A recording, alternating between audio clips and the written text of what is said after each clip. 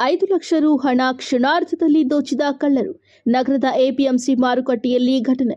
ನಗರದ ಎಪಿಎಂಸಿ ಮಾರುಕಟ್ಟೆಯಲ್ಲಿ cash table ಮುರಿದು ಕಳ್ಳರು 5 ಲಕ್ಷ ರು ಹಣವನ್ನು ಕ್ಷಣಾರ್ಧದಲ್ಲಿ ಕಳ್ಳತನ ಮಾಡಿಕೊಂಡು ಹೋಗಿರುವ ಚಿಂತಾಮಣಿ ನಗರದ ಕೃಷಿ ಉತ್ಪನ್ನ ಮಾರುಕಟ್ಟೆಯ ದವಸ ಧಾನ್ಯ ಮಾರುಕಟ್ಟೆಯಲ್ಲಿ ಭಾನುವಾರ ಬೆಳಿಗ್ಗೆ ನಡೆದಿದೆ.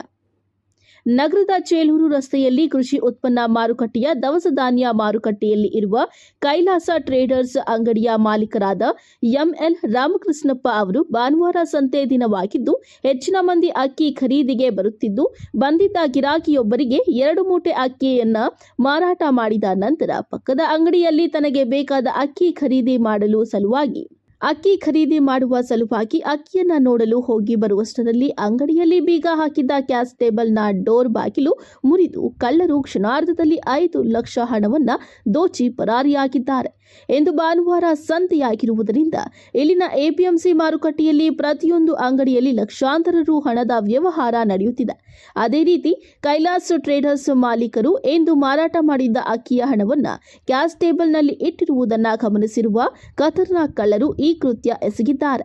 ಅಂಗಡಿಯ ಮಾಲೀಕ 55 ವರ್ಷದ ಎಂಎಲ್ ರಾಮಕೃಷ್ಣಪ್ಪ ಅವರು ಚಿಂತಾಮಣಿ ನಗರ ಠಾಣೆಗೆ ಭಾನುವಾರ ನೀಡಿದ ದೂರಿನ ಮೇಲೆ ಪ್ರಕರಣ ದಾಖಲು ಮಾಡಿಕೊಂಡ ನಗರ ಠಾಣೆಯ ಪೊಲೀಸರು ಸ್ಥಳಕ್ಕೆ ಭೇಟಿ ನೀಡಿ ಪೊಲೀಸ್ ಇನ್ಸ್ಪೆಕ್ಟರ್ ವಿಜಯಕುಮಾರ್ ಅವರು ಭೇಟಿ ನೀಡಿ ಪರಿಶೀಲನೆ ನಡೆಸಿದ ನಂತರ ಬೆರಳಚ್ಚು ತಜ್ಞರು ಮತ್ತು ಶ್ವಾನ ದಳವನ್ನು ಸಹಕರಿಸಿ ತಪಾಸಣೆ ನಡೆಸಿ ಮುಂದಿನ ಕ್ರಮ ಕೈಗೊಂಡಿದ್ದಾರೆ.